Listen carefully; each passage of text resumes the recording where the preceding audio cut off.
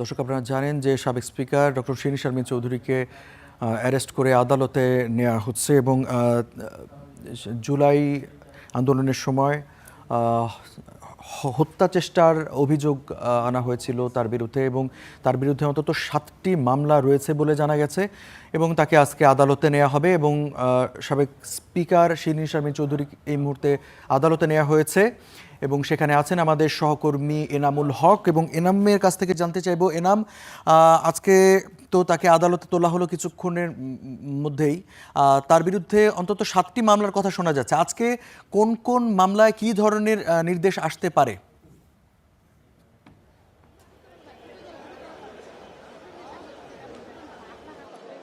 ধন্যবাদ রঞ্জু। আমি এই মুহূর্তে রয়েছি শ্রীমঙ্গলে। কিছুক্ষণ আগেই কিন্তু জাতীয় সংসদের যে সাবেক স্পিকার শিরীন শারমিন চৌধুরী তাকে এখানে নিয়ে আসা হয়েছে।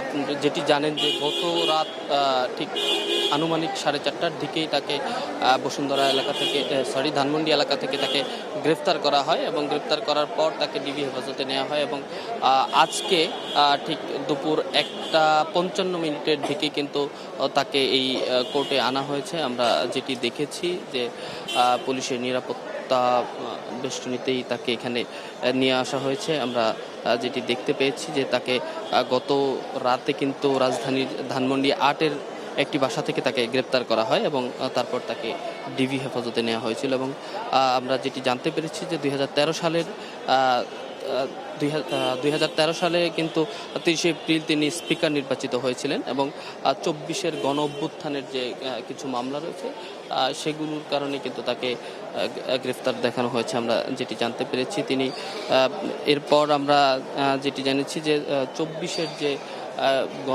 গণ অভ্যুত্থান, সেই গণ অভ্যুত্থানের সময় সাবেক প্রধানমন্ত্রী শেখ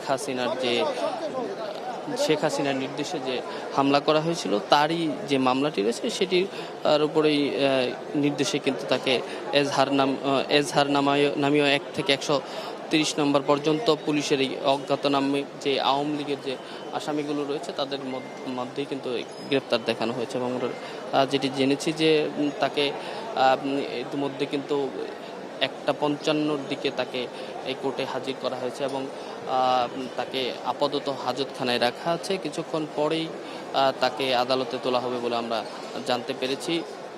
রঞ্জু, আমরা যেটি জানি যে 24-এর যে জুলাই অভ্যুত্থানের যে মামলাগুলো রয়েছে সেই মামলাগুলো থেকেই তাকে গ্রেফতার দেখানো হয়েছে এবং তারপর তাকে ডিবি হেফাজতে রাখা হয়েছিল। রঞ্জু, এই ছিল আমার কাছে ঢাকা সিএমএম কোর্ট থেকে সবশেষ। রঞ্জু।